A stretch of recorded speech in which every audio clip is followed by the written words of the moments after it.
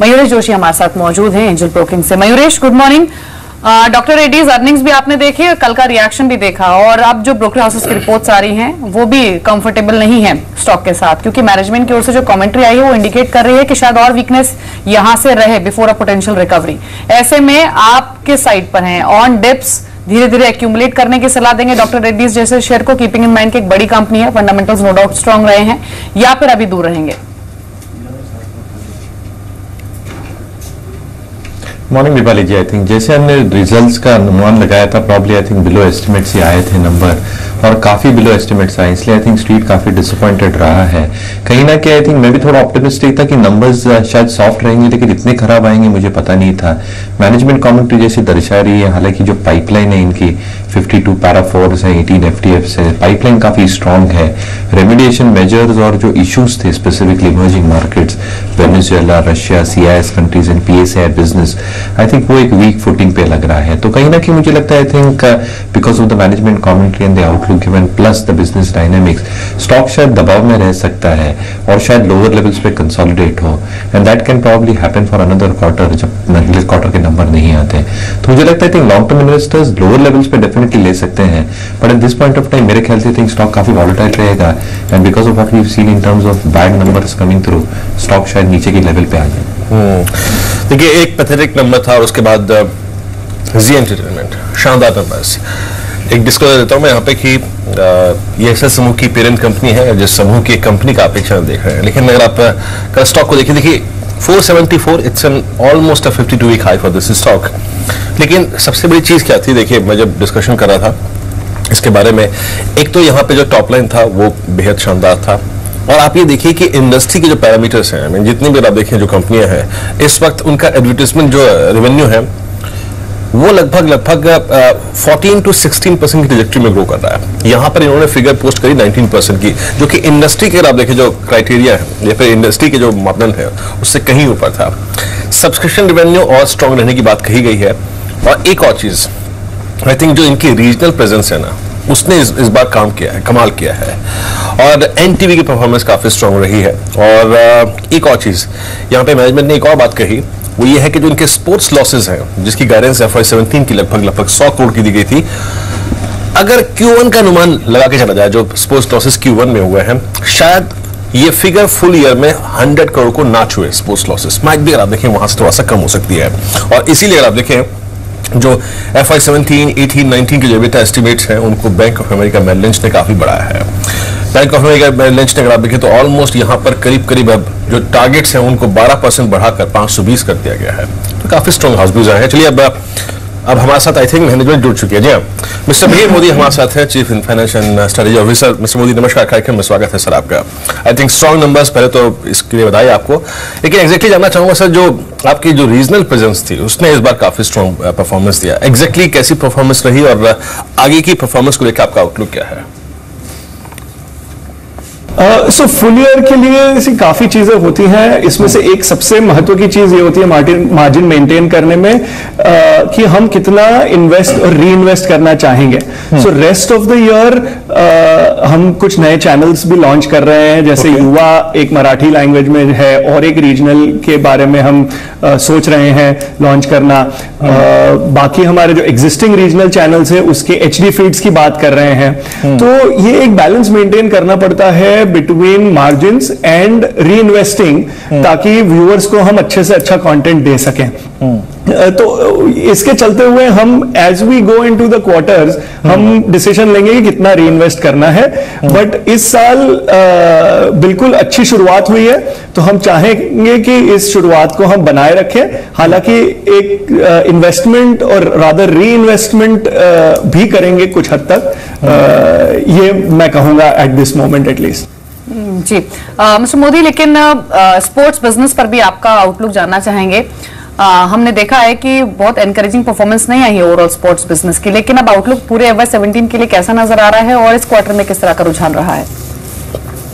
हमने FY17 का sports का लॉस करीब 100 करोड़ के ऊपर हमने गाइड किया हुआ था। हालांकि इस क्वार्टर में कुछ चेंजेस हुए जिम्बाब्वे सीरीज में। हमें कुछ ज्यादा T20 मैचेस मिले हैं, उस वजह से हमारा इस क्वार्टर का स्पोर्ट्स परफॉर्मेंस अच्छा रहा है। ये भी एक वजह है कि हमारा इस क्वार्टर का परफॉर्मेंस और मार्जिन इतना बेहतरीन रहा है। पूरे साल का स्पोर्ट्स लॉस अगर मैं फर्स्ट क्वार्टर को मानूं कि ये फेवरेबल हुआ है तो 100 करोड़ से शायद थोड़ा सा कम हो जाए, लेकिन अभी वेस्ट इंडीज सीरीज के लॉसेज आने हैं पूरे साल में, बाकी कुछ प्रॉपर्टीज भी लॉस मेकिंग हो सकती है। तो स्पोर्ट्स के लिए कहूंगा कि जो पहले हमने 100 करोड़ के ऊपर की गाइडेंस की थी वो थोड़ी लॉसेस थोड़े कम हो जाएंगे। सर एग्जैक्टली, आई मीन यही चीज मैं सुनना चाह रहा था आपसे कि स्पोर्ट लॉसेस के जो आपके एग्जैक्टली टारगेट्स हैं वो क्या है, और उस पर आपने एक स्पष्टीकरण दे भी दिया। लेकिन सर ये चीज बताऊंगा कि पूछना चाहूंगा कि नए जो लॉन्चेस हैं उसके बारे में थोड़ा सा बताइए, और कुछ और नए प्रोग्राम्स जो आप लॉन्च करने की योजना बना रहे हैं। थैंक यू आपके कॉम्प्लीमेंट्स के लिए और आपकी पसंद के लिए। हमारी इच्छा तो यही है कि हम भाभी जी जैसे और प्रोग्राम्स लाते रहें। आई थिंक एन टीवी में अगर आप देखें तो जैसे आप देख ही रहे होंगे चैनल पर काफी नई प्रोग्रामिंग हम चेंज कर रहे हैं। हमने डांस के रियलिटी शो अभी एक बड़ा शो किया, उसके बाद अभी द वॉइस किड्स आ रहा है, और इवन फिक्शन प्रोग्राम्स में काफी नई लाइनअप रेडी है। तो प्लान तो बिल्कुल यही है कि जो कुछ शोज नहीं चल रहे हों, जैसे कि होता है कभी कभी सब शोज नहीं चल पाते, तो जो शोज नहीं चल रहे हैं उसको कॉन्स्टेंटली हम चर्न करके नए शोज लाएंगे, और बिल्कुल हम भी आशा रखते हैं कि भाभी जी जैसी सफलता बाकी शोज को भी मिले और आपकी पसंद के हों वो शोज। चलिए मिस्टर मोदी, बहुत बहुत शुक्रिया आपकी इस पूरी चर्चा के लिए। और वाकई अगर आप देखें तो आपका एक जो कार्यक्रम है ना भाभी जी घर पे है, तो वाकई अगर आप देखें बेहतरीन है। मयूरेश, आप देखते हैं क्या? बिल्कुल देखता हूँ जी, और जहां तक नंबर्स का सवाल रहा वीरेंद्र जी, मुझे लगता है काफी इंप्रेसिव सेट ऑफ नंबर्स रहे हैं जी। लेकिन मयूरेश, अब कमेंट क्या है जी एंटरटेनमेंट पर? आप देखिए कई क्वार्टर से कंसिस्टेंट परफॉर्मर रहा है जी एंटरटेनमेंट का शेयर। ब्रोकर हाउसेस की जो रिपोर्ट्स हैं वो भी इंप्रूव हुई हैं, पोस्ट अर्निंग्स और टारगेट्स भी 540-560 की रेंज में वो रेकमेंड कर रहे हैं। आप बाय करेंगे लेवल्स पर जी एंटरटेनमेंट? स्टॉक काफी ऑप्टिमिस्टिक परफॉर्मेंस दे सकता है आगे जाते वक्त, और जैसे मैनेजमेंट कमेंट्री थी, मुझे लगता है जो एड रेवेन्यू ग्रोथ है काफी इंप्रेसिव थी, जो सब्सक्रिप्शन रेवेन्यू ग्रोथ है because of addition of new channel जैसे मैनेजमेंट कह रही है, I think slowly and steadily बढ़ेंगे। दूसरी बात, I think with addition of new channels initial quarters में थोड़ा दबाव आ सकता है in terms of the amortisation of costs plus the kind of added pressures that one sees with the content management. But larger picture अगर हम लें तो I think sports losses are expected to be below 100 crores which is a positive sign. अगर ad revenues यही range में grow होते हैं around 19-20% with a decent subscription growth of 14-15%, मेरे ख्याल से आई थिंक जो EBITDA मार्जिन है अराउंड 26-27% जी आराम से सस्टेन कर सकती है। तो क्लियरली आई थिंक मैं काफी ऑप्टिमिस्टिक रहा हूँ स्टॉक पे। थोड़े वैल्यूएशन प्रीमियम पे है, but I think these valuation premium should justify अगर ऐसे ही नंबर आते रहे। जी, चलिए कुछ और शेयर देख लेते हैं जो कि आज खबरों में है। एक ICICI बैंक पर खबर है कि 3i इन्फोटेक के लिए सेवाएं बंद करेगी कंपनी और रविवार से सर्विसेज को क्लोज करेगी। तो 3i इन्फोटेक के लिए अच्छी खबर नहीं है डेफिनेटली। टाटा स्टील के जो सेल्स नंबर्स आए हैं Q1 के, उसमें मार्जिनल इंप्रूवमेंट दिखी है। 21.4 लाख टन से बढ़कर जो टोटल सेल्स है कंपनी की वो 21.5 लाख टन के आसपास रही। कल हालांकि टाटा स्टील बढ़कर बंद हुआ था, 1.25% की बढ़त देखी भी गई थी इस शेयर में। एक यूको बैंक पर नजर रखें, KYC नियमों में गड़बड़ी को लेकर 2 करोड़ का जुर्माना बैंक पर लगा है। तो अच्छी खबर नहीं है यूको बैंक के पर्सपेक्टिव से, लेकिन इसमें टाटा स्टील पर बात की जा सकती है। आशीष, कल चुनिंदा मेटल स्टॉक्स परफॉर्म कर रहे थे, टाटा स्टील, हिंदुस्तान जिंक, सेल, ये 2-3 नाम मेरे जहन में आते हैं। आपकी कोई ट्रेडिंग स्ट्रेटेजी में से किसी शेयर पर होगी आज के सेशन में?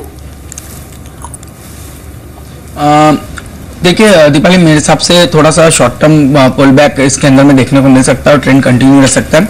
इसके अंदर में JSW स्टील एक ठीक लगता है क्योंकि ऑल टाइम हाई पे चल रहा है, तो यहाँ पे मुझे लगता है कि 1600 का एक स्टॉप लॉस रख के 1750-1800 आशीष आपको रोकना चाहेंगे क्योंकि जो कई ऐसे नतीजे हैं जो कल मार्केट क्लोजिंग के बाद आए हैं, उस पर एक सुमित हमारे साथ मौजूद है, डिटेल्स लेकर उनसे कॉमेंट ले लेते हैं। सुमित, बताइए कौन कौन सी कंपनियों के नतीजे आए बाजार बंद होने के बाद और परफॉर्मेंस कैसी रही है? शुक्रिया दीपाली। जिन कंपनियों को चुना गया है, क्योंकि नंबर तो बहुत सारा है, अंबुजा के, भारतीय इंफ्राटेल जैसी कंपनियों के, शक्तिपम जैसी कंपनियों के, यूनाइटेड स्पिरिट्स के, इनके नंबर्स आए, लेकिन आउट ऑफ देम जो कंपनी चुनी गई है, जो नंबर्स निकाले गए हैं, उसमें पीआई इंडस्ट्रीज, ये पहला नाम है।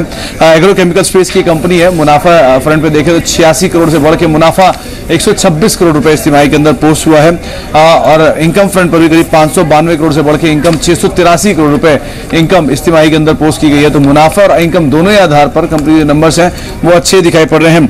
कुछ अहम की फैक्टर्स की बात करें, सबसे पहले ऑपरेटिंग मुनाफा करीब 19.5% बढ़ा है वाई बेसिस पर। सिक्वेंशियली भी कंपनी के नंबर्स अच्छे आए हैं। इसके अलावा इनपुट कॉस्ट तो कंपनी की ईज आउट हुई है, जिसका इंपैक्ट कंपनी के मार्जिन के ऊपर आता हुआ दिखाई पड़ा है, लेकिन साथ साथ जो इंटरेस्ट कॉस्ट है वो भी बहुत सब्सटेंशियली गिरी है, इससे नंबर अच्छे आए हैं। एक और कंपनी की बात करें वो है ऑनडे इंडिया। ये कंपनी करीब शेयर जो है 45 रुपए के आसपास कामकाज कर रहा है, लेकिन जो नंबर्स हैं वो रोबस्ट आए हैं, घाटे से मुनाफे के अंदर आए। ये कंपनी आई है 1.5 करोड़ घाटा था, वहां से करीब 50 लाख के आसपास का मुनाफा आता हुआ दिखाई पड़ा है। इनकम जो है वो भी करीब 28 करोड़ से 29 करोड़ रुपए इस तिमाही के अंदर पोस्ट हुई है। अहम चीज कंपनी की जो इंटरेस्ट कॉस्ट है वो सब्सटेंशियली रिड्यूस हुई है। इसके अलावा ऑपरेटिंग मार्जिन 5% बढ़े हैं। तो आज के सत्र में ये मान सकते हैं एक जोरदार तेजी शेयर में देखने को मिल सकती है। इसके अलावा इंगरसॉल रैंड के भी नंबर्स आए, यहाँ पर भी घाटे से मुनाफे के अंदर कंपनी लौटते हुए दिखाई पड़ी है। ऑपरेटिंग फ्रंट पर जहाँ पे अगर नेट प्रॉफिट की बात करें तो वो दोगुना हुआ है, 7 करोड़ से बढ़ के 15 करोड़ रुपए इस तिमाही के अंदर कंपनी ने पोस्ट किया है। इनपुट कॉस्ट तो कंपनी की ईज आउट हुई है, जिससे मार्जिन इंप्रूव हुई, और दूसरा अदर इनकम भी बढ़ी है, जिसका भी सपोर्ट कंपनी के नंबर्स पे आया, लेकिन अदरवाइज भी ऑपरेशनली कंपनी घाटे से मुनाफे के अंदर आई है। तो इंगरसॉल रैंड में कुछ तेजी की उम्मीद लगा सकते हैं और ऑन इंडिया में एक जोरदार उछाल की उम्मीद रखें। तो ये अगर आप देखें कुछ नंबर्स थे जो काफी इंटरेस्टिंग थे, जैसे रैंड आपकी स्क्रीन पर आप देखें तो यहाँ पर हालांकि कल स्टॉक अगर आप देखें बिल्कुल फ्लैट रहा था, लेकिन आई थिंक आशीष थोड़ा सा और आगे चलता हूँ, अभी कुछ देर में हम टुडे स्ट्रीट की बात भी करेंगे, लेकिन उससे पहले मैं निफ्टी बैंक की बास्केट पे एक बार लौटना चाहूंगा। आशीष, निफ्टी बैंक की बास्केट में आप लोगों ने अपने क्लाइंट्स को क्या कॉम्बिनेशन सजेस्ट किया? आई मीन क्या लॉन्ग क्या शॉर्ट, क्या लॉन्ग क्या शॉर्ट, डिफरेंट कॉम्बिनेशंस जो निफ्टी बैंक में अब आप लेके चल सकते हैं। जी अभिनंदन, देखिए हमें लगता है कुछ सेलेक्टिव फार्मा जो है वो काफी अच्छा प्रदर्शन दिखा रहे हैं, और उसके अंदर मुझे लगता है लुपिन एक काफी स्ट्रांग कैंडिडेट है। स्टॉक करीब 1700 के आसपास चल रहा है, और मुझे लगता है यहाँ पर पे एक अपसाइड देखने को मिल सकती है। 1800 साढ़े 1800 तक के पोटेंशियल टारगेट्स लुपिन के अंदर देखने को मिल सकते हैं। 1645 के एक स्टॉप से लॉन्ग पोजीशन लुपिन में बनाई जा सकती है। दूसरा होगा HDFC लिमिटेड, अगेन स्टॉक अपने ऑल टाइम हाई के आसपास कंटिन्यूसली ट्रेड कर रहा है, और हमने देखा 1350 के ऊपर एक मेजर ब्रेकआउट मंथली चार्ट पे इसके अंदर में देखने को मिला है। तो मुझे लगता है इस स्टॉक के अंदर में कम से कम 1450 तक के स्तर शॉर्ट टर्म के अंदर में देखने को मिल सकते हैं। 1335 के एक स्टॉप लॉस के साथ में HDFC लिमिटेड में एक लॉन्ग पोजीशन हम बता रहे हैं। और तीसरी पिक जो हम निफ्टी 50 के स्टॉक्स में बोल रहे हैं वो है महिंद्रा की। अगेन इस स्टॉक के बारे में हम पिछले 2-3 हफ्तों से बात कर रहे हैं, और मुझे लगता है ये स्टॉक एक स्ट्रॉन्ग आउट परफॉर्मेंस दिखा सकता है, क्योंकि ऑल टाइम हाई पे खड़ा है और एक लंबे कंसोलिडेशन के बाद ये लेवल्स हमें देखने को मिले। तो मेरा ये मानना है कि ये स्टॉक भी हमें कम से कम 1550 तक के ऊपर में स्तर दिखा सकता है। 1410 का एक स्टॉप लॉस रख के महिंद्रा के अंदर भी लॉन्ग पोजीशन हम रिकमेंड कर रहे हैं। शॉर्ट साइड के अंदर में मुझे लगता है IT जो स्पेस है वहां पर थोड़ी सी प्रेशर देखने को मिलेगा, और इन्फोसिस जो कि एक अच्छी गिरावट के बाद थोड़ा साइडवेज कंसोलिडेशन दिखा रहा है, यहाँ पर एक डाउन साइड मूव मुझे लगता है वापस से देखने को मिल सकता है, जो इसको 1040-1030 के लेवल्स डाउन साइड में दिखा सकता है। तो यहाँ पर ये एक शॉर्ट कैंडिडेट है। 1120 के स्टॉप लॉस के साथ मैं समझता हूँ इन्फोसिस के अंदर में शॉर्ट पोजीशन बनाई जा सकती है। तो निफ्टी 50 से ही बहुत सारे ट्रेड्स बताए आशीष ने जिन पर आप पोजीशंस बना सकते हैं। कि HDFC लिमिटेड का भी जिक्र किया था, और आज नतीजे आने भी हैं HDFC लिमिटेड के। जो प्रोजेक्शंस की जा रही हैं उसके मुताबिक एक स्ट्रॉन्ग परफॉर्मेंस इस बार भी HDFC लिमिटेड की ओर से आ सकती है, जिसमें प्रॉफिटेबिलिटी HDFC की ऑलमोस्ट 34% के आसपास ग्रो कर सकती है। नेट इंटरेस्ट इनकम में भी 7.25% का उछाल देखा जा सकता है। लेकिन इंपॉर्टेंट रहेगा कि लोन ग्रोथ कैसी रहती है, एसेट क्वालिटी फ्रंट पर फिगर्स कैसे आते हैं, और जो नेट इंटरेस्ट मार्जिन है वो कैसे रहने की संभावना है। हालांकि जो ग्रॉस एनपी है संभावना है कि मार्जिनल इंक्रीज होते हुए दिखे, लेकिन अच्छी ग्रोथ प्रॉफिटेबिलिटी में पोस्ट हो सकती है 36% के आसपास की। तो नजर रहेगी HDFC लिमिटेड पर भी। लेकिन इसके अलावा और कई जो की अर्निंग्स आज के में Asian Paints, Bajaj auto, Bharti Airtel जैसे नाम भी है, इन पर आए लेंगे जानकारों की। लेकिन अब क्योंकि कुछ ही सेकंड्स में वक्त होने वाला है ये जानने का कि आज का टुडे ट्रेड कौन सा होगा, यानी एक स्टॉक जिसको हर रोज हम पिक करते हैं आपके लिए मार्केट ओपनिंग से पहले बताते हैं। इंट्राडे पर्सपेक्टिव से फंडामेंटल्स और टेक्निकल्स दोनों ही आधार पर शेयर का चुनाव किया जाता है। तो रुक कर लेते हैं यहां से हमारे खास सेगमेंट का, यानी टुडे ट्रेड।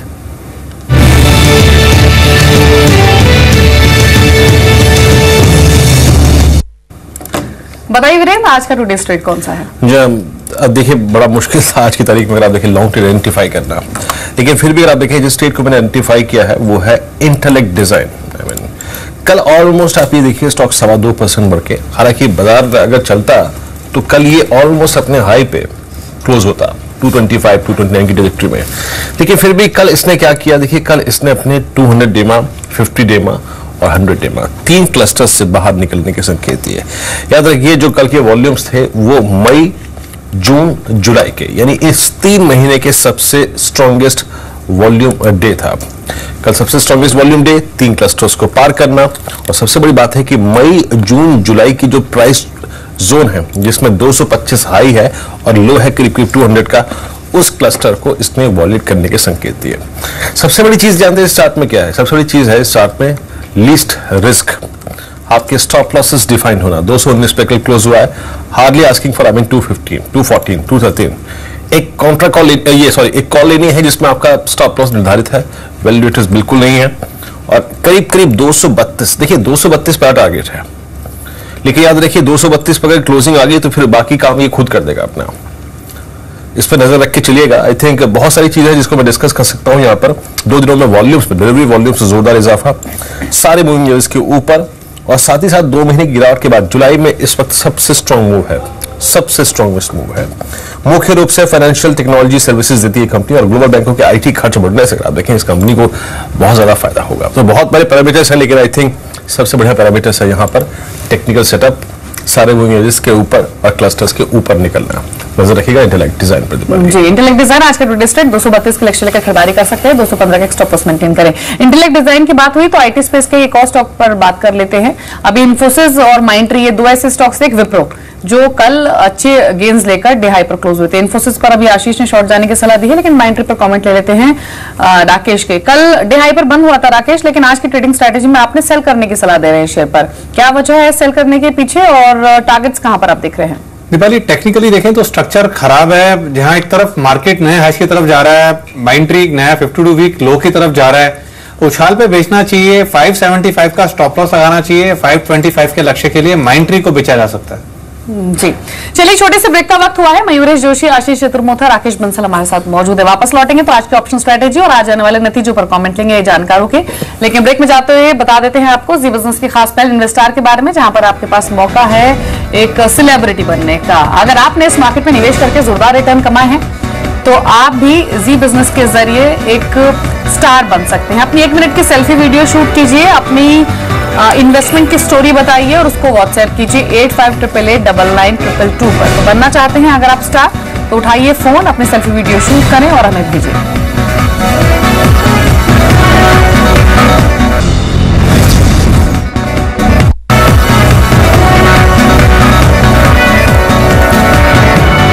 लाइव में सभी का फिर से स्वागत है, और एसएसटी देखते हैं बात किस ट्रिप में है। 14 अंकों पर 1605 के स्तर पे। और अब एक ऐसी चीज के बारे में बात करते हैं जिसको लेकर बाजार तरस कर रह गया। सारे मौसम आ गए, अगर आप देखें बारिश आ गई, सर्दियां चली गई, गर्मियां भी अगर आप देखें चली गई ऑलमोस्ट, लेकिन एक चीज जिसका इंतजार है बाजार को है मानसून सत्र का था और उसके बाद जीएसटी बिल का। लेकिन जीएसटी अगर आप देखें पास होगा या नहीं होगा, देखिए राजनीतिक सहमति बनाने की कोशिश की गई है, और सिर्फ अगर आप देखें एक ड्यूअल रेट को लेकर जो है वो मुद्दा छिड़ा हुआ है। सिर्फ अगर आप देखें इस पर सहमति नहीं बन पा रही है, अदरवाइज शायद जीएसटी बिल जो है इस बार एक वास्तविकता होगी। खैर इसके एग्जैक्टली अगर आप देखें आउटकम्स क्या होंगे, किन सेक्टर्स पे आपको शायद नजर रखनी चाहिए, लेकिन एग्जैक्टली कल जो बैठक हुई राज्यों के वित्त मंत्रियों के साथ, उसके बाद रिएक्शंस क्या क्या निकल के आए, पहले आइए उनको सुनते हैं जरा। राज्यों के जो राजस्व आती है, जो टैक्स आती है, उसमें भी कमी ना हो ये देखना पड़ेगा। ये दोनों मुद्दे के ऊपर एक वर्डिंग तैयार हुआ है जो सब लोगों की, सब पार्टियों की जो बोलना है वो उस वर्डिंग में आराम से फिट हो जाती है। एम्पावर्ड कमेटी की आज मीटिंग हुई है, इसमें यूनियन फाइनेंस मिनिस्टर भी आए और इसमें एक आम सहमति बनी है जीएसटी से जुड़े हुए सभी विषयों पर, और हमें पूरा विश्वास है कि अभी जो सेशन चल रहा है इसमें राज्यसभा में जीएसटी का बिल पास होगा। GST taxation should be specifically brought in legislation and the rate should be told so that the taxpayer also will be kept.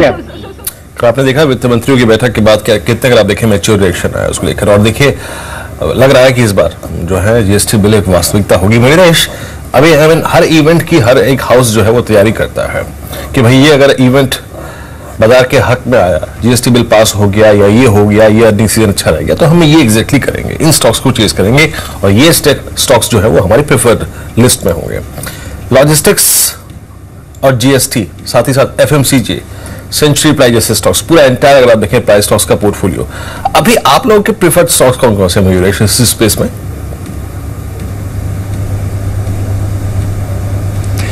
देखिए विरेंद्र जी, आई थिंक जीएसटी एक बहुत बड़ा मुद्दा है और अगर ये क्लियर होता है तो बहुत पॉजिटिवली प्ले आउट करेगा इकोनॉमी पे अगले 2 से 3 सालों में। Having said that, probably I think जो एक परसेप्शन है कि लॉजिस्टिक्स वगैरह स्टॉक्स चलेंगे, मुझे लगता है लार्जर इकोनॉमी में जो अनऑर्गेनाइज सेक्टर्स हैं जो काफी लार्ज हैं, वहां पे आई थिंक एक काफी अच्छा प्ले दिख सकता है क्योंकि ऑर्गेनाइज शेयर काफी कम है और जीएसटी बिल की वजह से over the next few years काफी मार्केट शेयर गेन्स हो सकते हैं। तो मुझे लगता है in terms of sectors, ceramic which is tile makers, plywood makers, अगर हम बैटरी मेकर्स की बात करें, काफी स्कोप है। Even paint company for that matter, क्योंकि अनऑर्गेनाइज पेंट मैन्युफैक्चरर्स इतने कंट्री में, I think level playing field पे आने के बाद I think organised market share शायद बढ़ सकता है। तो मुझे लगता है सारे सेक्टर्स शायद अच्छा काम कर सकते हैं and they can perform really well, but you have to give a long term horizon to that. जी चलिए, इसके अलावा एक बार अंबुजा सीमेंट को भी देख लेते हैं। कल मार्केट क्लोजिंग के बाद नंबर्स आए, नंबर्स डेफिनेटली अच्छे आए हैं और जिस तरह की परफॉर्मेंस एसीसी की रही उसी तर्ज पर नतीजे अंबुजा सीमेंट के भी रहे हैं। जो बॉटम लाइन है वो स्ट्रांग रही है, 76% के आसपास की इंप्रूवमेंट दिखी है। जो बीते 6 महीने में डिमांड में इंप्रूवमेंट दिखी उसकी वजह से कंपनी की बॉटम लाइन इंप्रूव हुई है। वहीं टॉप लाइन नहीं अच्छी नहीं रही है, फ्लैट स्टोन पर नंबर्स आते हुए दिखे हैं और जो टॉप लाइन है वो महज 2% बढ़ी है अंबुजा सीमेंट की, क्योंकि जो वॉल्यूम्स हैं सीमेंट जायंट्स के वो इंप्रूव नहीं हुए हैं और ये अभी भी चिंता हालांकि बनी हुई है। लेकिन ऐसा माना जा रहा है कि यहां से गोइंग फॉरवर्ड वॉल्यूम्स इंप्रूव होंगे, डिमांड और इंक्रीज होगी, जिसका बेनिफिट आने वाली अर्निंग्स में दिख सकता है। तो व्यू जो है वो ज्यादातर ब्रोकर हाउसेस का अंबुजा सीमेंट पर पॉजिटिव ही है इन अर्निंग्स के बाद। लेकिन ट्रेडिंग स्ट्रेटेजी क्या है, यहाँ कोई बनती है इंट्राडे या फिर पोजिशनल पर्सपेक्टिव से, ये जान लेते हैं। आशीष, आपके कमेंट्स क्या है? कोई लॉन्ग ट्रेड लेना चाहेंगे आज अंबुजा सीमेंट पर? जी हाँ, देखिए मेरे लॉन्ग बेट के अंदर में मैंने रिकमेंड किया है आज अंबुजा सीमेंट, क्योंकि स्टॉक ने अपने मंथली हाइस को क्रॉस किया है और अपने ऑल टाइम हाई से मात्र 15-20 रुपए नीचे है। तो मेरा ये मानना है कि ये स्टॉक अपने ऑल टाइम हाई को जो कि अराउंड 285-286 के लेवल से उसको क्रॉस करेगा और पोटेंशियली मुझे लगता है 290-295 तक के टारगेट्स बहुत ही जल्द इसके अंदर में हमें देखने को मिल सकते हैं। तो यहाँ पर लॉन्ग पोजिशन डेफिनेटली बनाई जा सकती है। 260 का एक स्टॉप लॉस रखिए और ऊपर में 290-295 के टारगेट्स नेक्स्ट 102 हफ्ते के अंदर में अंबुजा सीमेंट में हम एक्सपेक्ट कर सकते हैं। Dishman pharma, Rakesh, Dishman pharma कल 49.50 पे करीब अच्छी तेजी लेकर बंद हुआ है स्टॉक का और सबसे बड़ी बात थी कि ये 150 के ऊपर सेटल होने की तैयारी कर रहा था। हालांकि मार्केट सेंटीमेंट इतना अच्छा नहीं था। आप इसमें कोई लॉन्ग ट्रेड खोज रहे हैं राकेश? देखिए टेक्निकली देखें तो वीरेंद्र, कल के सत्र में एक छोटा ब्रेकआउट देखने को मिला है 145 के ऊपर, नीचे में 143 एक स्टॉप लॉस बैठता है। अगर कोई बाय करता है ऊपर में 154-155 के लक्ष्य देखने को मिल सकते हैं। जी, एक बार यूनाइटेड स्पिरिट्स की बात कर लेते हैं क्योंकि नंबर्स अच्छे आए हैं, जो प्रॉफिट है वो दोगुने से ज्यादा बढ़ा है और इंपॉर्टेंट ये है कि नंबर्स के बाद जो ब्रोकरेज हाउसेस की रिपोर्ट्स आई हैं वो काफी बुलिश है यूनाइटेड स्पिरिट्स पर। ओवर रेटिंग या फिर बाय की रेटिंग इनिशिएट की जा रही है। 2457 के लेवल पर ये स्टॉक कल क्लोज हुआ बिल्कुल फ्लैट अपने इंट्राडे गेन्स को गवाते हुए। लेकिन आपका व्यू अभी क्या है मयूरेश यूनाइटेड स्पिरिट्स पर पोस्ट अर्निंग्स? नहीं, unfortunately Deepali ji, I think मैं कवर नहीं करता है स्टॉक। और कुछ स्टॉक्स जहां पे इनफैक्ट हम बात कर सकते हैं जिनमें काफी स्ट्रॉन्ग मूव था। हमने एक डिश टीवी को देखिए, डिश टीवी ने भी कल जरा एक बार प्लीज डिश टीवी की इंट्रा चार्ज दिखाएंगे, 100 को क्रॉस किया, उसके ऊपर गया। देखिए डिश टीवी को ट्रेड करना, एक डिस्क्लोजर दे दूं यहाँ पे कि ये भी एसएस सेमो की कंपनी है। कुछ देर पहले मैंने एजेंट ट्रीटमेंट की बात की थी, लेकिन यहाँ पे मैं टेक्निकल पैरामीटर से बात कर रहा हूँ। आशीष, आप देखिए जब अगर आप देखें करंट सीरीज के शॉर्ट्स निकलते हैं और नेक्स्ट सीरीज में अगर आप देखें जब रोल ओवर स्टार्ट हो जाते हैं उस वक्त ये स्टॉक मोमेंटम देता है। आप देखिए ठीक जून की एक्सपायरी में इसने क्या किया, वाइल्ड स्विंग के साथ 90 अगर आप देखें 3 के क्लस्टर से स्टॉक ऑलमोस्ट 105 तक चला गया। इस बार ये मूव शुरू हुआ है 93 से। आप क्या कहते हैं आशीष, अगर इसने 100 के ऊपर कैपिटलाइज करना शुरू करा एक बार फिर से तो 105, 106, 107 ये ट्रैजेक्टरी आप देख सकते हैं इस स्टॉक पे? देखिए वीरेंद्र, थोड़ा रेंज बाउंड है लास्ट 3-4 हफ्तों से, और मेरा मानना है 102 बहुत ही क्रिटिकल इंपॉर्टेंट रेजिस्टेंस जोन है। अगर से वो लेवल्स क्रॉस होते तो डेफिनेटली एक शॉर्ट कवरिंग देखने को मिलेगी जो इसको 107, 108 के लेवल्स तक भी लेके जा सकते हैं। बट जहां तक कि ओवरऑल इस पूरे समूह की बात है तो मेरा ये मानना है कि जो पेरेंट कंपनी जी लिमिटेड, जी इंटरटेनमेंट, वहां पर पे एक मेजर ब्रेकआउट हमें देखने को मिल रहा है, और वहां पे मैं समझता हूँ एक स्ट्रॉन्गर मूव एक्सपेक्ट करता हूँ, जहां पर मेरा मानना है 550 तक के टारगेट्स आने वाले 3 से 5 महीनों के अंदर में हमें देखने को मिल सकते हैं। जी, इसके अलावा एफएमसीजी स्टॉक्स में हम देख रहे हैं कि जो वापस रिन्यूड बाइंग इंटरेस्ट देखे गए हैं, उसकी वजह से जो स्टॉक्स हैं वो काफी अच्छा मूव दे रहे हैं। आप देखिए नेस्ले को, जो मैगी बैन से पहले का प्राइस होता था उस प्राइस पर अभी स्टॉक आ चुका है, 7000 के ऊपर ट्रेड कर रहा है। मैरिको, इमामी जैसे स्टॉक्स कंसिस्टेंटली मूव कर रहे हैं। कल भी 1 से 1.5%, 2% तक के गेंस लेकर डे हाई पर ये शेयर बंद हुए। आज डाबर के नतीजे आने हैं जहां पर डिसेंट परफॉर्मेंस कंपनी पोस्ट कर सकती है, इस तरह की प्रोजेक्शंस लगाई जा रही हैं। तो पूरे एफएमसीजी पॉकेट में हम वापस खरीदारी का रुझान देख रहे हैं। और डाबर की बात करें, जो नेट प्रॉफिट्स है वहां पर 14% के आसपास की ग्रोथ की प्रोजेक्शंस है ज्यादातर ब्रोकर हाउसेस की, जो कंसेंसस है उसके हिसाब से। वहीं जो वॉल्यूम ग्रोथ है वो 5 to 7% की रेंज में रह सकता है। और ओरल केयर और दूसरे सेगमेंट्स की परफॉर्मेंस कैसी रहती है वो हालांकि देखना होगा, लेकिन इनपुट कॉस्ट घटने से जो मार्जिन हैं वहां पर 50 बेसिस पॉइंट के आसपास की इंप्रूवमेंट की एक्सपेक्टेशंस हैं। और स्ट्रॉन्ग समर सेल्स की वजह से जूसेस हुए या फिर ओरल केयर की सेल्स में एक अच्छा इजाफा रहा होगा, इस तरह का अनुमान लगाया जा रहा है। तो नजर रहेगी डाबर के नंबर्स पर। और ट्रेडिंग स्ट्रैटेजी जानेंगे राकेश की कुछ ही देर में, लेकिन अब वक्त हुआ ही जाने का कि आज की ऑप्शन स्ट्रैटेजी क्या है। यानी 2 स्टॉक ऑप्शंस जहां पर आज आप ट्रेड कर सकते हैं। वीरेंद्र, कौन से 2 शेयर्स हैं? जी देखिए, आज 2 ऑप्शन रणनीतियां हैं और आईडीबीआई कैपिटल अगर आप देखें सजेस्ट किए हैं, हमारे साथ शेयर किए हैं।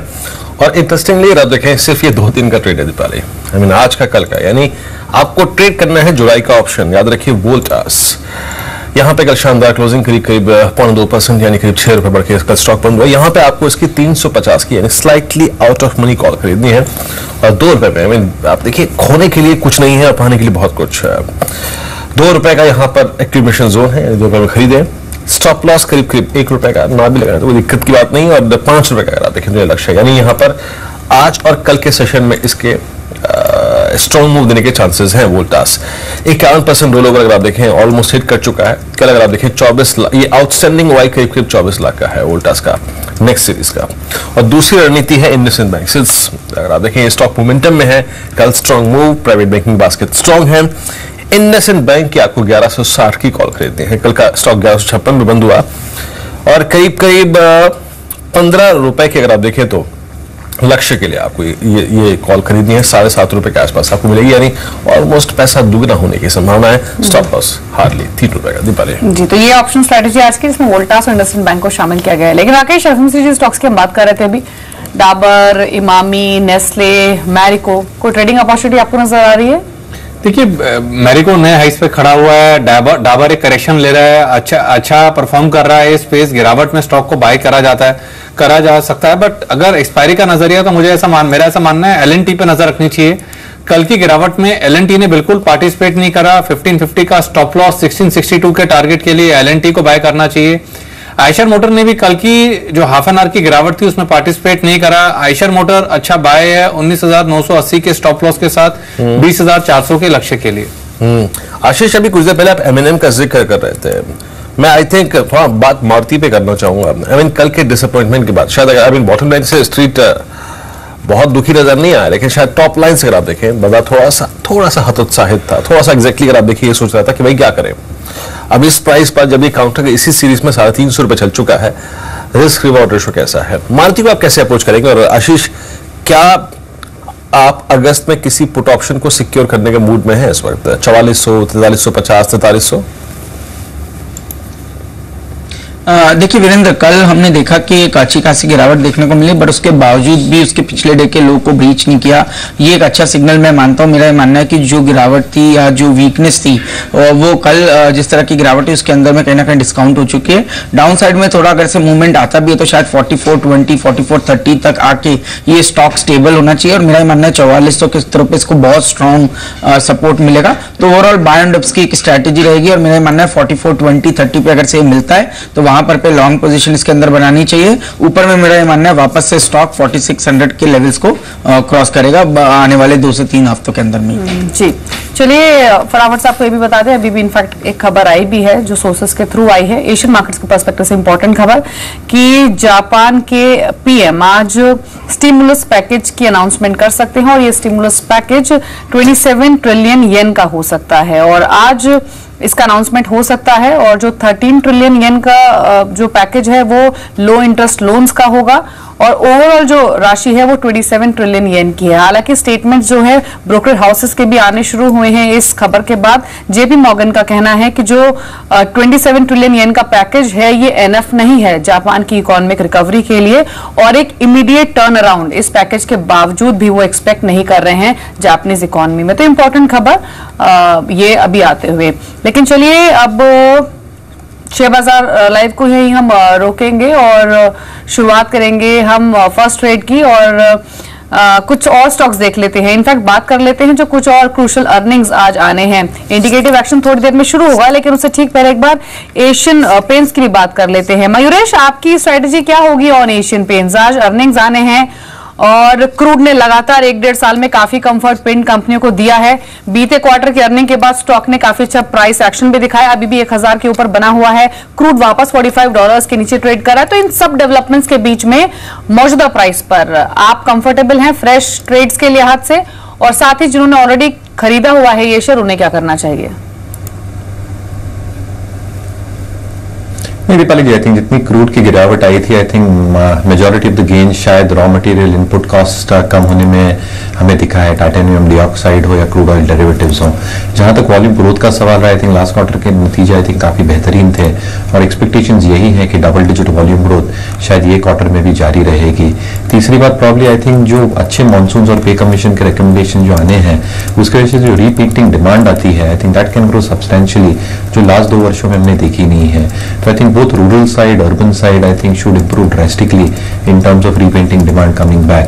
जहां तक valuations का सवाल है, I think Asian Paints always premium valuations पे trade करता है और करता रहेगा। तो जहां तक I think investors का सवाल रहा, जो स्टॉक को होल्ड करते हैं लोअर लेवल्स पे, बिल्कुल होल्ड करना चाहिए। एक और स्टॉक देखिए, कुछ स्टॉक्स जहां पे अगर देखिए रिस्क रिवॉर्ड रेशियो बहुत अच्छा नहीं है, अगर बाजार रिस्की हो रहा है तो इन स्टॉक्स पे आप क्या करें? Look at Escorts. Ashish, Escorts का देखिए 2016 में ये स्टॉक 120 रुपए से 250 हो चुका है। 130 रुपए अपने एंटायर करियर के प्राइस के ऊपर जोड़ देना सिर्फ 3 महीने में, 4 महीने के अंतराल में कोई छोटी बात नहीं होती। आशीष, आप लोगों ने क्या अपने क्लाइंट्स को यहाँ पर प्रॉफिट्स बुक करवाए हैं या फिर अभी आप ट्रेलिंग स्टॉप लॉस लेके चल रहे हैं? बिल्कुल वीरेंद्र, ट्रेलिंग स्टॉप लेके चल रहे हैं। जैसे कि आपको याद होगा, इसको हमने 1 महीने पहले भी डिस्कस किया था, तब ये 205-210 पे चल रहा था। तब भी हमने कहा था कि 240-250 के लेवल्स पॉसिबल है और जिस तरह का ब्रेकआउट इस स्टॉक के अंदर में हुआ है उसको देखते हुए मुझे लगता है कि ट्रेलिंग स्टॉप रखना ज्यादा अच्छी स्ट्रैटेजी रहेगी। 235 के आसपास का एक ट्रेलिंग स्टॉप रखिए, क्योंकि ये एक ईयरली ब्रेकआउट है। हमने देखा है ऑलमोस्ट 6 सालों के बाद इसने इस रेंज को क्रॉस किया जो कि 240 के ऊपर निकली है। तो मुझे लगता है जब भी इस तरह के 6-7 साल के हाईस को जब भी कोई स्टॉक ने ब्रेकआउट दिया है तो वहां पर पे पोटेंशियल रिटर्न्स काफी अच्छे रहे। हो सकता है इस स्टॉक के अंदर में पॉसिबिलिटी हो ये 290-300 के लेवल्स भी दिखा सकता है। तो मेरा मानना है ट्रेलिंग स्टॉप लॉस 235 का रखिए और इस स्टॉक के अंदर में होल्ड पोजीशन में रिकमेंड करूंगा। इस बीच अगर आप देखिए 260 जो इसने, अगर आप याद रखिए, अभी छुआ है, ये इसका ऑलमोस्ट 16 साल का हाई है। इससे पहले ईयर 1999 में और शायद 99 में 2000 में इसका ऑल टाइम हाई था जो इसने चार्ट पे लगाया था, वो था करीब 240 रुपए का, 200 बाकी जगह 275 रुपए का। खैर, इस बीच अगर आप देखें ये इंडिकेटिव एक्शन आपकी स्क्रीन पर अगर देखें करीब 23 अंक नीचे निफ्टी, लगभग 22 अंक नीचे इस पर सेंसेक्स है और लगभग स्टॉक स्पेसिफिक अगर आप एक्शन को देखें, टाटा स्टील लगभग ₹1.5 ऊपर 317 के स्तर पे, बीएचएल थोड़ा सा फ्लैट है, स्लाइटली इंडिकेटिव प्राइस 147.30 पर। कल अगर आप देखें चल के रुक के अगर आप देखें फ्लैट बंद हुआ। बीपीसीएल करीब 588 के स्तर पे ये कारोबार करता है। गेल में एक छोटा सा गेन है करीब ₹1.5 का और साथ ही साथ अगर आप देखें कुछ और स्टॉक्स को, इस बीच अगर आप देखें फॉरेक्स मार्केट में लगभग 67.33 की ट्रैजेक्टरी में रुपया अगर आप देखें पिछले 7 सेशन में काफी वीक हुआ है। ऑलमोस्ट आप देखें 66.86 की ट्रैजेक्टरी से ये आया, पहले 66.90, देन 67, फिर 67.15, फिर 67.20 और आज अगर आप देखें लगभग 67.30 के स्तर पे खुला है। अगर आप देखें आई थिंक धीरे धीरे अगर आप देखें ये 67.50 की अप्रोच को की तरफ अगर आप देखें अप्रोच कर रहा है। खैर, एक बार रुपए से बाहर निकलते हैं, एक बार प्लीज रेस्ट ऑफ एशिया दिखाइए एग्जैक्टली क्या कर रहा है। यहाँ पे निक्केई जो है वो काफी स्ट्रांग मूव दे रहा है, जैसे कि आपको कुछ देर पहले दीपावली ने खबर भी दी कि यहाँ पर वहां के प्रधानमंत्री आज एक राहत पैकेज का ऐलान कर सकते हैं 27 ट्रिलियन येन का। अगर आप देखें उसका एक इंपैक्ट नजर आ रहा है वहां पे। अगर आप देखें रेस्ट ऑफ एशिया, अगर आप देखें उसमें से स्पेशली निक्केई ठीक ठाक अंदाज में कारोबार कर रहा है। एक बार रेस्ट ऑफ एशिया देखिए, स्ट्रेट टाइम्स अगर आप देखें हल्का सा बैकफुट पे, कॉस्ट पे अगर आप देखें बैकफुट पे, ताइवान के इंडेक्स लगभग 0.5% ऊपर कारोबार कर रहा है। उसके बाद अगर आप देखें तो ये हैंगसेंग अगर आप देखें लगभग फ्लैट है। देखें यहाँ पे करीब 2.5% का मूव, और शंघाई अगर आप देखें 1.5% नीचे कारोबार कर रहा है। तो rest of Asia negative, but Nikkei is strong जी, 2.5% ऊपर निक्केई भी ट्रेड कर रहा है। अंचल के पास चलते हैं सीधे और जान लेते हैं ब्रोकर हाउसेस की रिपोर्ट्स कुछ और जो कि शेयरों पर आई हैं। बताइए अंचल। शुक्रिया दिवाली। देखिए आज शुरुआत करेंगे, काफी सारे नतीजे थे कल, उसके बाद एक रिपोर्ट लेते हैं हर शेयर पे। जी एंटरटेनमेंट के ऊपर Bank of America Merrill Lynch की एक नई रिपोर्ट आई है। साफ तौर पे अपना बुलिश नजरिया उन्होंने बरकरार रखा है, अपनी बाय रेटिंग को मेंटेन रखा है और जो टारगेट है उसे 12% बढ़ाकर अब 520 किया। और यही नहीं, FY 17, 18 और 19 का जो एबिटा अनुमान है वो भी इंप्रूव किया है। FY 17 के लिए 3.2%, FY 18 के लिए 3.1% और FY 19 के लिए 3.1% का इंक्रीमेंट किया है एबिटा अनुमान में। वहीं दूसरी ओर जेफरीज ने डॉक्टर रेड्डीज के ऊपर अंडर परफॉर्म रेटिंग की है, अब रेटिंग को घटाया है और अंडर परफॉर्म किया है। और जो डाउनसाइड टारगेट दे रहे हैं वो 2850 का दे रहे हैं जी। उनका मानना है आने वाले दिनों में, यानी ये सिर्फ इस क्वार्टर की बात नहीं है, FY 18 तक आते आते भी कंपनी के मुनाफे में एज सच कोई बड़ी बढ़त की उम्मीद नहीं की जा रही है, प्रेशर ही जारी रहेगा।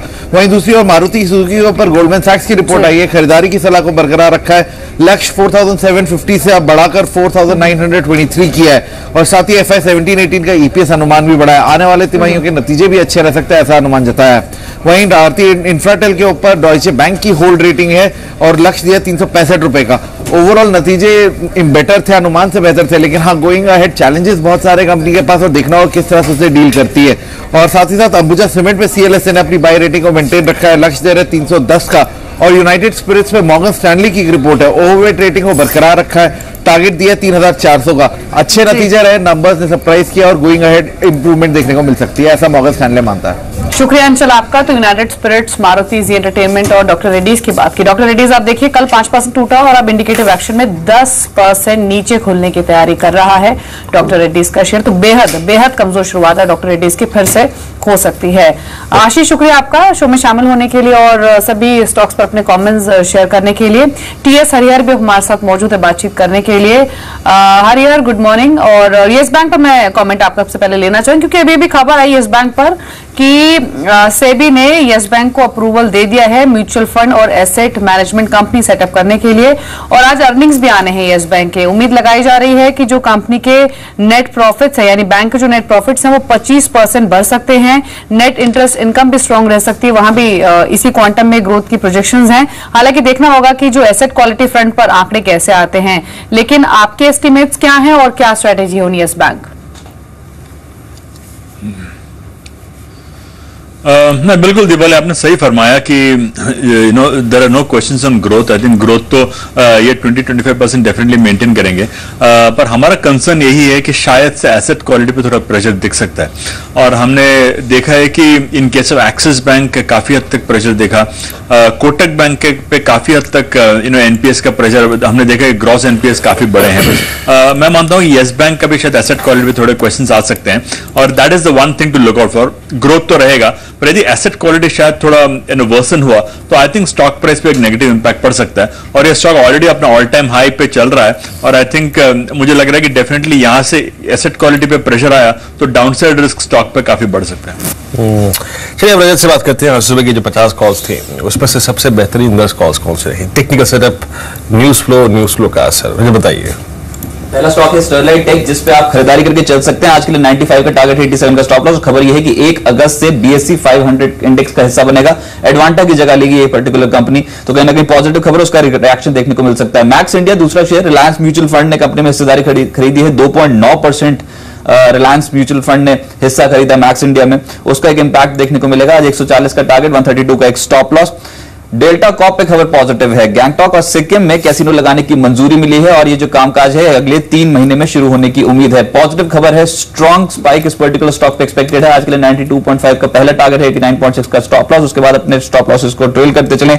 एडुकॉम खबर बड़ी है, CDR के तहत 2 कंपनियों में हिस्सेदारी बेची है और ये 90 करोड़ रुपए में सौदा हुआ। ये बता दूं, जो 2 यूनिट्स थी इनका एक सिग्निफिकेंट रेवेन्यू कंट्रीब्यूशन था एडुकॉम के कंसोलिडेटेड रेवेन्यू फ्रंट पे, तो कहीं ना कहीं उसका इंपैक्ट आज स्टॉक प्राइस पे डेफिनेटली दिखेगा। इसको अपने रडार पर रखें।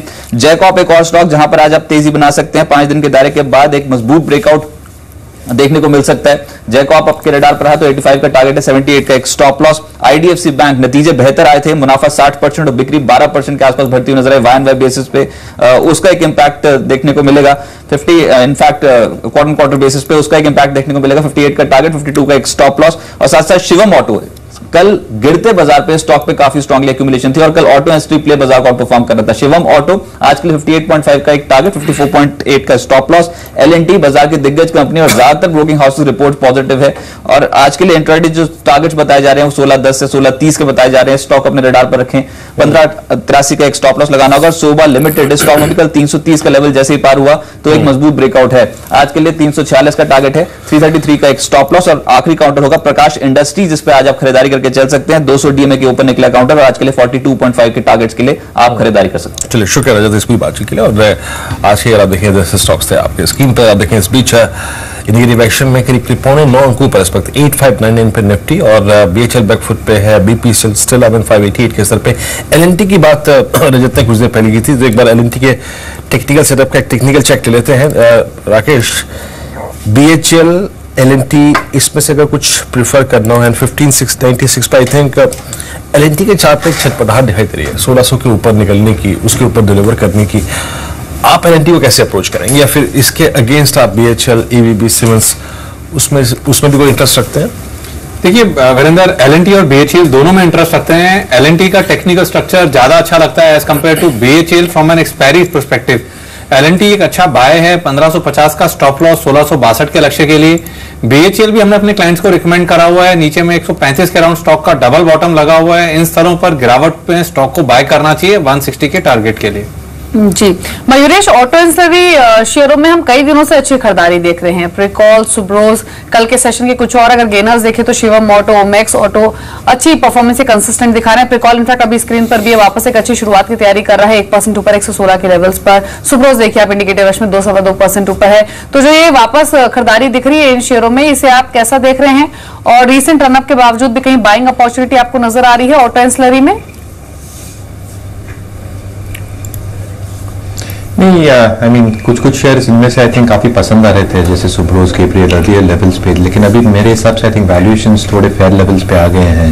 दूसरी बात आई थिंक ऑटो एंसिलरीज की जो ग्रोथ होती है ये डिपेंडेंट होती है ऑटो ग्रोथ पे। तो अगर अनुमान लगा के चले कि 2 व्हीलर्स 10-12% की वॉल्यूम ग्रोथ दिखाएंगे and similarly for the PV market, कहीं ना कहीं I think auto ancillaries will exhibit a similar amount of growth. तो मुझे लगता है आई थिंक बैटरी मेकर्स जो ऑटो एंसिलरी स्पेस में और चुनिंदा टायर कंपनीज हैं, I think they can really perform well, but I think you have to have a stock specific approach और एक बॉटम अप वैल्यूएशन एनालिसिस करने के बाद ही शायद ये स्पेस में आना चाहिए। बट बैटरी मेकर्स एंड चुनिंदा टायर मेकर्स, अगर आप देखें इस बीच इंडिकेटिव एक्शन मैच्योर हो चुका है और जी एंटरटेनमेंट अगर आप देखें practically it's an all time high for Zee Entertainment. याद रखिए आपकी स्क्रीन पर करीब 15 रुपए ऊपर, और जैसे कि मैंने कहा था कि हाउस व्यूज बहुत अच्छा है, 12-20% तक के अपर टारगेट्स दिए गए हैं। 490 पे स्टॉक स्ट्राइक करता हुआ आप जी एंटरटेनमेंट पे हरी आपकी राय 490 पर? नहीं, हम पिछले 1 साल से ये कंपनी पे पॉजिटिव रहे हैं और इसका कारण ये है कि जो जी के डिफरेंट विंग्स है, लाइक उनका जो रीजनल है, उनका जो डीटीएच डिश टीवी है, मेरे ख्याल से काफी हद तक एक सम ऑफ पार्ट्स वैल्यूएशन है जो अब तक ये स्टॉक में शायद डिस्प्ले हुआ नहीं है। और पिछले 1 साल में I think we have seen that process, शायद आई थिंक 320 से शुरू होकर 480 तक जा चुका है और मैं मानता हूं कि this is probably beginning of the re-rating और ये स्टॉक यहां से काफी और जा सकता है। तो as overall play on the media space हम लोग ये स्टॉक पे काफी पॉजिटिव है। जी चलिए, इसके अलावा इंडिकेटिव एक्शन के कुछ और स्टॉक जो कि अच्छी परफॉर्मेंस दिखा रहे हैं उनमें आप देखिए इंगरसोल रैंड को टर्न अराउंड हुआ है, घाटे से मुनाफे में ये कंपनी 7% ऊपर खुलने की तैयारी कर रहा है 770 के लेवल्स पर। नाहर इंडस्ट्रीज मजबूत है, 12.5% का उछाल, 123 का स्तर। विशाखा इंडस्ट्रीज यहां भी अच्छे अर्निंग्स का स्तर, 6.5% की तेजी है और लेवल है 160 का जहां पर स्टॉक ट्रेड कर रहा है। डेल्टा कॉर्प गैंगटॉक और सिक्किम में कसिनो चलाने का अप्रूवल मिला है कंपनी को, और आप देखें 0.4% ऊपर 94 के लेवल्स पर। के इंडस्ट्रीज एक और परफॉर्मर जहां पर 3.5% की बढ़त देखी जा रही है, 122 का स्तर है। अंबुजा सीमेंट आप देखिए यहां पे एक जोरदार शुरुआत हो सकती है अच्छे अर्निंग्स के बाद। 3% ऊपर है अंबुजा सीमेंट, 278 के लेवल्स पर कामकाज कर रहा है। इनफैक्ट मयूरेश, आखिरी क्वेश्चन होगा आपसे, अगर सीमेंट स्पेस में एसीसी और अंबुजा के अगर आप नंबर्स देखेंगे तो एक चीज क्लियर रही है कि बॉटम लाइन दोनों ही कंपनी काफी स्ट्रांग इंप्रूव हुई है, क्योंकि बीते 6 महीने में जो डिमांड अच्छी हुई है उसका असर दिखा है। टॉप लाइन अभी भी लेगार्ड है और वॉल्यूम ग्रोथ को लेकर अभी भी कंसर्न्स है। उम्मीद यही है कि मॉनसून के बाद अच्छा पिकअप डिमांड में देखा जाएगा, लेकिन ये स्टॉक्स 2016 की शुरुआत से ही परफॉर्म कर रहे हैं, 30% के आसपास का मूव दे चुके हैं। खरीदना चाहेंगे इन स्तरों पर भी इन्हें? नहीं, अगेन आई थिंक जो पर्सपेक्टिव है कि जो वॉल्यूम ग्रोथ डिमांड ग्रोथ आएगी वो काफी बेहतर हो सकती है अगले 2 वर्षों के लिए, जैसे गवर्नमेंट के रिफॉर्म प्रोसेसेस चल रहे हैं, हाउसिंग और इंफ्रास्ट्रक्चर हो, इससे पूरे क्षेत्र को फायदा हो सकता है। दूसरा आई थिंक जो यूटिलाइजेशन लेवल्स है इसमें अच्छी खासी इंप्रूवमेंट आ सकती है, जिसकी वजह से रिटर्न रेशियोज में इंप्रूवमेंट आ सकती है। तीसरा रियलाइजेशन की अब स्टेबिलिटी की बात करें, स्पेसिफिकली नॉर्थ सेंट्रल और नॉर्थ इंडिया में प्राइसेस काफी तरह से बढ़ गए हैं और अच्छी तरह से बढ़े हैं, जिसका क्लियर फायदा आई थिंक अंबुजा अल्ट्राटेक जैसे कंपनियों में आई थिंक दर्शाया जा रहा है। चौथा, the more important aspect probably will be the kind of capex that they're doing and the valuations that they're trading at the current juncture. तो मुझे लगता है कहीं ना कहीं even on an EBITDA to ton or an EV to ton basis कहीं ना कहीं स्टॉक्स फेयर वैल्यू पे आ गए हैं, but I think I retain my positive view on the cement sector. मेरा बहुत शुक्रिया आप इस कार्यक्रम में शामिल हुए सभी काउंटर्स और इंडस्ट्रीज पे। क्या आपने लुक एट डॉक्टर रेड्डीज 3020